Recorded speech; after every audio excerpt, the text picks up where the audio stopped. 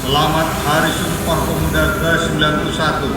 Semoga melalui peringatan ini kita selalu menghormati jasa-jasa para pemuda, jasa para pendiri bangsa, dan jasa para pahlawan kita.